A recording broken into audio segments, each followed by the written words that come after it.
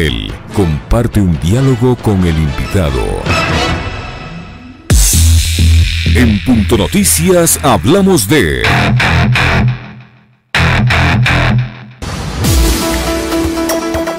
El Pleno de la Asamblea Nacional aprobó por unanimidad el proyecto de ley orgánica de alimentación escolar que tiene como objetivo garantizar la nutrición, salud, seguridad y soberanía alimentaria de niños y adolescentes. Con este proyecto de ley se busca institucionalizar los programas de alimentación escolar que se han ejecutado por el Ministerio de Educación, apoyar a la promoción de la agricultura familiar campesina basada en el comercio justo para dignificar el trabajo de los productores, entre otros temas. Sobre el primer tema, se condonó los actos de corrupción en la contratación de alimentos escolares. Durante el debate se dijo que el 63% de los contratos estuvo dirigido a los grandes empresarios, el 17% a las medianas empresas y el 19% a los pequeños productores.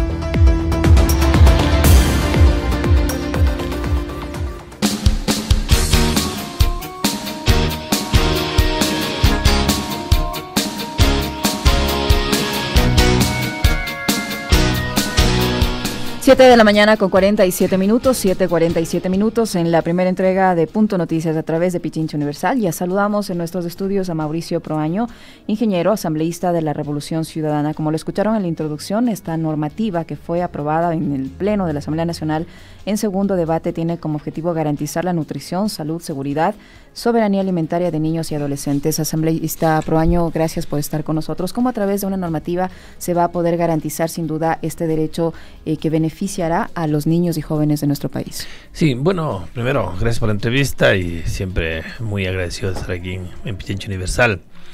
El tema es que siendo un problema no solamente del país, un problema del mundo, donde a veces siempre es la lucha era por la desnutrición, y hoy asoma un problema también en sociedades que van en desarrollo, o las desarrolladas, que va en dos líneas. La malnutrición va en desnutrición en varios países y también se complementa este problema con la obesidad y sobrepeso. Así es. Y esto está demostrado en el periodo anterior, se vio muy claramente que, y según el estudio de Banco Mundial y de Naciones Unidas, Ecuador pudo disminuir la pobreza en grandes cantidades, también la disminución de las desigualdades. Pero uno podría decir que en relación a eso pudiera haber bajado también en el mismo porcentaje la desnutrición. Y a veces hay esa concepción de que más dinero, más ingreso, menos desnutrición. Y no pasó eso. No pasó eso porque no solamente es una cuestión de tener más dinero para consumo, es una cuestión de tener dinero pero saber alimentarse y tener una educación nutricional. A veces el mayor ingreso en una familia no siempre va a alimentos sanos, sino va a comidas chatarras o las super procesadas, que lo que hacen es la gran cantidad de carbohidratos que luego producen problemas de obesidad y sobrepeso. Así que es un problema que se quiere enfrentar. Primero también enfocando en Ecuador. En Ecuador sí hubo problemas en el programa.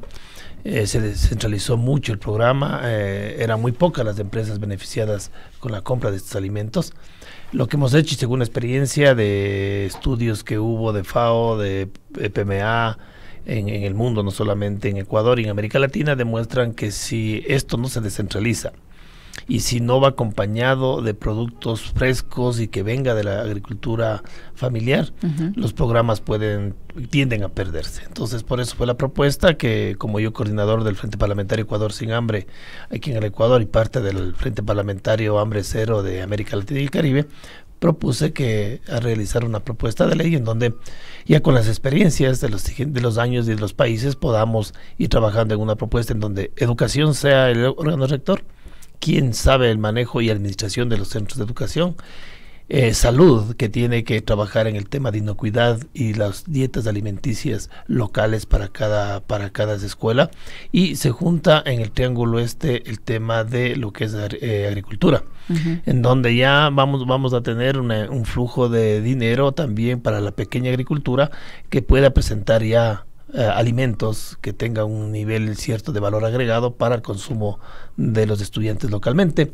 Evitamos con eso no solamente una concentración en los contratos, sino también el flujo de dinero y los ricos alimentos que tiene Ecuador como para tener una dieta para los niños y niñas y adolescentes. Asambleísta Proaño, esta normativa, o dentro de esta normativa, ¿quién va a tener la rectoría? ¿Quién va a ser el encargado de que esta normativa se cumpla en las instituciones públicas? ¿Esto es solo para instituciones públicas o va a ser también, deberán observarla las instituciones privadas? Sí, las privadas también. El problema no solamente, como le indico, a veces se ha encontrado que en las públicas y a veces en las zonas rurales el problema es desnutrición, y en las otras privadas a veces es obesidad. Y eso es complicado. Ecuador, en este momento, si el Ministerio de Educación es el órgano rector por tener la administración de los centros de educación, pero ahí tiene que jugarse en el triángulo con salud y con agricultura. Y es un tema importante porque creo que los estudios últimos que se publicaron, una comparación entre México, Chile y Ecuador sobre estos temas, se demuestra que el costo de los dos vías de la malnutrición, como el primero la desnutrición, es un costo casi de 2.700 millones de dólares para el Ecuador anuales. Para el tema de obesidad y sobrepeso es casi 1.700 millones de dólares, dando un total más 4.300 millones del costo de lo que le toca reparar al Ecuador por estos problemas de hipertensiones arteriales, problemas sumados con esto de diabetes, problemas de falta de concentración, pérdida de años, no avanzar a diferentes niveles educativos las personas que tienen desnutrición. Ese costo tan alto de 4.300 millones de dólares podemos ir trabajando dentro de las escuelas, dentro con los niños, y podemos evitar, y eso creo que es una cosa, el mundo vive una cuestión de precaución antes de que curación, y los costos por ser altos en la curación es mejor trabajar en la prevención. Así es. Asambleísta Proaño, esta normativa sin duda va a requerir de financiamiento. Estamos en un momento de crisis económica, si al menos nos han señalado, y se puede palpar además los niveles de desempleo, etcétera. ¿Cómo se va a financiar la aplicación de esta normativa? ¿De dónde van a salir esos recursos? Bueno, yo creo que eso es, yo creo que cuando se dice que hay una crisis fue inducida. No es una crisis real. Cuando uno revisa, claro, hoy se ve que cómo se entiende uno que hay una crisis y los grupos económicos fuertes del país aumentan de 217 a casi a 270. Así es, pero bueno, para la mayoría de la población se vive la crisis, ¿no? La crisis, pero es por esa desigualdad y ese trabajo que hace. Tenemos a un ministro que es el representante del Comité Empresarial Ecuatoriano, y él tenía fácilmente tenía el mandato y aplicación de las propuestas que no fueron las que ganaron en las elecciones, fueron propuestas que uno ve claramente. Revisen el plan de gobierno de Guillermo Lasso, revisen del Comité Empresarial Ecuatoriano el plan, y ustedes revisen el plan Prosperidad, es el mismo plan. Entonces, ¿qué iba a hacer eso? Iba a cortar, por ejemplo, evitar el cobro de impuestos, que es la teoría de Guillermo Lasso, que según menos impuestos más desarrollo, cuando en el mundo está descartado y esa teoría no funciona para nada. Aquí se disminuyó todo lo que es impuestos, por ejemplo, ISD y todos los impuestos que se daban. Eso trae menos dinero al fisco, y como hay un tema fuerte social que aplicar, entonces faltó el dinero, ¿no? O sea, no nos vengan a decir que es una crisis. Alguien se llevó el dinero que había aquí, y uno de esos es, usted cuando revisa el año pasado, desde enero a junio del año pasado salieron del país 26.000 millones de dólares. Eso está en los datos del Banco Central. ¿A dónde se fueron? Hay dinero fuera del país, porque eso es lo que se está haciendo con las leyes, es evitando cobros de nada, que no se cobre impuestos, que la salida sea libre, que el impuesto a sedes de capitales se elimine, y lo que hace en un problema dolarizado, nosotros tenemos dólares, no fabricamos dólares. Aquí lo que venga de dólares tiene que mantenerse en la economía para que reactive, pero aquí llegan dólares, se produce dólares, incrementa eso y vuelan y salen fuera del país. Así que hablar de que por la crisis económica y culparnos a todos los ecuatorianos y por eso no se puede financiar programas sociales, no creo que tiene mucha lógica, ¿no? Si uno se pusiera la mano en el pecho como ecuatoriano, supiera que el invertir en el Ecuador un empresario que gane, y puede ganar, eso nadie le va a quitar, pero que invierta en el país, que deje el dinero aquí, que genere empleo, que genere todo este tema que necesitamos en las familias también, que te aumenten el ingreso, habría soluciones en el país. O sea, 26,000 millones es la mitad del presupuesto general del Estado que salió apenas en medio año el 2019, así que es un poco de sincerar los datos, la información, y creo que dinero en el país y riqueza existe. El Ecuador es un país rico, sino que hay desigualdades tan grandes que unos pocos son los que mantienen la mayoría de ingresos y los demás es un retazado del pastel muy pequeño. Pero en esta normativa se prevé, se hace el requerimiento de recursos para poderla aplicar. Sí, nosotros uno de los temas que se discutió en la Asamblea, pusimos que el 0,5% del PIB se invierta para esto. Hubo una discusión en este tema que no se podía poner en una reasignaciones dentro de una ley, aunque por ejemplo sí, la Constitución dice en esa forma, pero el Código de Planificación y Finanzas Públicas dice otra cosa, que sí se podía, pero lo que se logró es que este presupuesto, la base del presupuesto que debe iniciar este proyecto, esta ley con el programa de alimentación, es del presupuesto 2019, que ese sea la base, y luego en el articulado se puso que no puede ser reducido, que tiene que ir incrementándose, porque es un tema, por no haber sido política de Estado, sino un programa de Estado, alguien que llega a dirigir esto no le parece que está gastando mucho en eso, reduce, y cuando vemos los presupuestos en el tiempo, hubo mayores, menores, cuando el ataque a lo que es el tema de malnutrición tiene que ser constante y tiene que ser creciente. Claro. Entonces se logra de que tengamos ya una base, creo que inicia con 135 millones de dólares, y el siguiente año tiene que ir incrementando, así como incrementan los estudiantes, y también ir vigilando en la evaluación cómo van estos índices desapareciendo. Y es por eso que en la ley contempla, no solamente es mejorar el ingreso, porque a veces decía que se ingresa de la familia y mejora la alimentación, y vemos que en los estudios dicen lo contrario.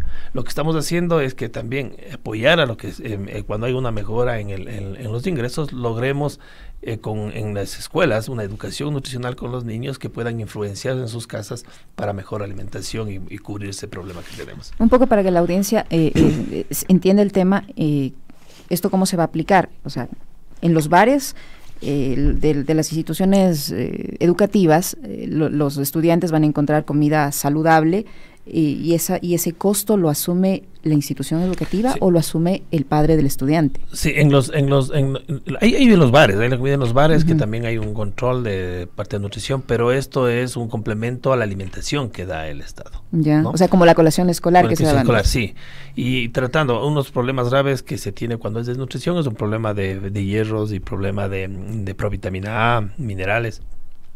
Eso tiene que buscarse la forma, el Ministerio de Salud tiene que ver los alimentos locales. Por ejemplo, es muy fácil, en el Ecuador es muy fácil de darle una galleta procesada. Uno si le da en una zona, digamos una zona en la sierra, cevichochos, que estén bien preparados. El chocho tiene una proteína casi del 24%, 25% de proteína. Pero ahí necesitarían el involucramiento de las personas que viven en esa zona y que están cercanas a las instituciones educativas. Claro, también en ese aspecto la ley promueve ese tipo de cosas, el tipo de la organización de los padres de familia, porque en esto hay que tener dos niveles, un nivel donde participen los padres de familia y también estudiantes, profesores y los gobiernos locales a nivel nacional. Eso faculta muy bien la Constitución, en el artículo 100, en donde en cualquier jerarquía o situación de gobierno puede actuar la participación ciudadana. Entonces, a un nivel alto va a estar también el grupo de padres de familia, unas asociaciones donde van a vigilar que se cumpla el presupuesto, que se cumplan las políticas y que llegue a ser alimentos sanos. Pero también puede impulsar la economía de las zonas. Y a nivel local también tenemos una participación donde los padres de familias, que son los más interesados en que se les dé una alimentación buena, estén cuidando que si hay una alianza con el gobierno local, municipio, prefecturas, van a tener también una participación activa los GATS. Claro, y los GATS también pueden comenzar a trabajar en el tema de preparar también a los grupos de productores para que den un valor agregado a la producción. Y una cosa importante, también es clave, en campo lo que a veces pasa es el problema del flujo de los precios, ¿no? A veces está la papa 18 y luego baja a 5 y se perjudica. Con esto pensamos también que si hay una compra de productos que se vaya a la alimentación escolar, va a tener un precio que compre el Estado y vamos a tener un precio más o menos que sea el que localmente se definan en el mercado y pueda tener el agricultor también una opción de mejoramiento de su producción y su precio cuando vende un producto. Así que puede haber un efecto y no lo decimos nosotros solamente porque creemos que puede pasar eso. Hicimos mucha investigación sobre qué pasó, por ejemplo, ¿Hay normativas parecidas en otras partes del mundo? En Brasil hay un programa que tiene 65 años y funciona muy bien. Hay que ver las experiencias, no se pueden replicar lo mismo en un país, pero hemos visto que la forma y el enfoque que se puede dar funciona. Y Ecuador, por ser un país más pequeño, pero alta biodiversidad, puede ayudar mucho a que se cubran necesidades de nutrición nuestros niños y al mismo tiempo activar a nivel local la economía campesina que necesariamente necesitamos flujo de económicos que vayan para allá. ¿Esto va a reemplazar a la colación escolar que se ha venido, que los programas de colación escolar que están actualmente? Bueno, reemplazar, lo que se va a hacer es política pública, política de Estado, y se va a reemplazar en los temas de que no, la prueba es que no funciona, ¿no? Hemos dado cuenta, por ejemplo. Hemos visto casos incluso de que se encuentra colación escolar guardada, caducada, y casos en que han dado a los niños esa misma comida en mal estado, y están enfermos. En mi familia hay hermanas que son profesoras y ellas mismas dicen, no, ya los niños no quieren todos los días leches y galletas. Puede ser que esté nutritivamente bien, pero un ser humano no es muy homogéneo en la comida, le gusta variar. Y la única forma de hacer una variación es consumiendo alimento local que sea adaptado a ellos. Por ejemplo, en la costa pescado, en la sierra boloncitos, en la sierra viene humitas, viene ese tipo de cosas que sí es un alimento clave. Por ejemplo, a veces se dice por qué la humita en la sierra se hace del maíz que está en cao y no se hace cuando está choclo o no se hace cuando está maduro. El conocimiento que ha habido sobre esto y cuando se hace la relación con la parte científica, se ve cuando el maíz está en cao y está bien hecho en humita, es cuando el maíz tiene la más alta proteína. Porque si se pasa, se hace muy duro, baja la proteína, o cuando está muy tierno, no tiene toda la proteína total. Entonces, ese tipo de cosas que se conoce dentro de la alimentación es cómo aplicarle esa variabilidad, ese gusto que es a los niños y niñas, darle a la alimentación. Y a veces dicen, bueno, pero es alimentación. Sí, pero ¿dónde? Nosotros no nos apuntamos en el presente y tenemos problemas en la gente, en su concentración, en los niños, niñas, en la educación. Hay reprobación de esto, hay enfermedades que se van dando, el futuro del país va a ser otro. Cuando el mundo, en lo que se habla es de venta, el recurso más grande que tiene es el intelectual. Hoy en el mundo se vende tecnología, se vende conocimiento, más que recursos físicos. Entonces, si vamos a ese punto, si vamos que el mundo va para allá, tenemos que preparar y tenemos que alimentar y tenemos que cubrir estas necesidades de niños, niñas y adolescentes. Hay que destacar, asambleísta Proaño, la aprobación de esta normativa en segundo debate que fue por unanimidad, tomando en cuenta que cuando legisladores de la Revolución Ciudadana, por todo el estigma que se ha creado respecto a la gestión del gobierno anterior y quienes estuvieron cercanos al expresidente Correa, hay que destacar, que se haya aprobado por unanimidad, porque eso demuestra al menos que en algunos casos, en algunos temas, en la Asamblea predomina no lo político, sino precisamente el beneficio común que en este caso esta normativa puede generar. Sí, y creo que una de las cosas que logramos con todo un proceso, una estrategia de comunicación dentro de los asambleístas es dar mucha información sobre esto. Yo vengo de procesos anteriores de participación en cuencas hidrográficas en los Andes, y cuando me decían hay mucha conflictividad en temas, lo que había que hacer es dar mucha información a la gente, mucha información que sea científica, que tenga validez, que sea evaluada, y cuando uno hace ese tipo baja los niveles de conflictividad. Y a veces llega un momento que lo político tiene que ceder a lo técnico, a lo racional, a lo objetivo, a lo que es objetivos nacionales, y en este caso creo que fue un buen entendimiento en la Asamblea Nacional, y es por eso que yo a todos los asambleístas, a los comités de mi bancada que siempre me han apoyado, de Revolución Ciudadana, pero a las demás bancadas también que dieron su grano de arena y apoyaron. El Frente Parlamentario Ecuador Sin Hambre está por todos los asambleístas de todas las bancadas conformado, 28 asambleístas, y eso hace que baje el nivel de conflictividad y comencemos a pensar en objetivos nacionales y no de partido, ni de grupo, ni de de nada, sino siempre buscando el beneficio del país. Se habla en esta normativa de la creación del Comité de Alimentación Escolar. ¿Quiénes lo van a integrar y cuál va a ser el objetivo de este comité? Sí, bueno, el comité tiene que estar conformado por el órgano rector, que en este caso el Ministerio de Educación, tiene que estar el Ministerio de Salud, tiene que estar el Ministerio de Agricultura, MIES también, que tiene que estar en estos temas. Se hablaba que debería estar el Ministerio de Finanzas. Yo les decía, no, claro, obvio el dinero del Ministerio de Finanzas, pero no es su línea. El Ministerio de Finanzas tiene que cumplir con lo que proponen y lo que es los objetivos nacionales, y con eso es aparte su discusión.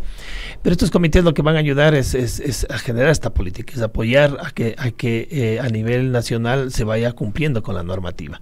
Y eso, el día de ayer mismo tuvimos mensajes del subdirector regional de la FAO, Julio Verdegué, en la cual felicitaba al pueblo del Ecuador por haber aprobado esta ley que muchos países están buscando, ¿no? Muchos países, hay 6 países que tienen esta ley, y los países en América Latina y el Caribe, que sobrepasan los 20 países, están en los congresos, en las asambleas, buscando una aprobación de esta ley. Así que creo que fue un logro del país, no fue un logro de un asambleísta ni de un grupo, porque si esto ayuda a niños y niñas y adolescentes a un mejor buen vivir, pues estamos satisfechos, y que ese es el objetivo. Ojalá así sea. Bueno, hay que esperar a ver cuál va a ser la respuesta del Ejecutivo, ¿no? Sí, él tiene a vender su posición, pero vamos a seguir manteniendo, y siempre el objetivo, mientras no vaya en contra de acabar con un problema, una ley, nosotros seguiremos apoyando, ¿no? En caso contrario, haremos nosotros nuestra voz crítica si corresponde hacerlo así. Es sin duda una normativa muy importante, tomando en cuenta que en el caso de Ecuador, según los datos del propio Ministerio de Salud, 1 de 4 niños menores de 5 años presenta talla baja para la edad. Asimismo, se indica que 3 de cada 10 niños entre 5 y 11 años presentan sobrepeso u obesidad, y con esta normativa se busca contrarrestar y enfrentar esta dura realidad que implican consecuencias sin duda graves para el futuro, como cuestiones de aprendizaje y en sí de desarrollo mismo. Asambleísta Proaño, le queremos agradecer por su presencia en nuestros estudios y por la información que nos ha proporcionado. El asambleísta de la Revolución Ciudadana, Mauricio Proaño. Con él hemos conversado sobre la aprobación en segundo debate de esta ley de alimentación escolar. Ustedes lo escucharon, todos los detalles de esta normativa y el objetivo que busca, pues, reducir la malnutrición y el sobrepeso en los niños y adolescentes de nuestro país. Asambleísta, muchísimas gracias. A ustedes, muchas gracias. 8:08 a.m. Vamos a una breve pausa, volvemos enseguida con más en Punto Noticias, primera emisión.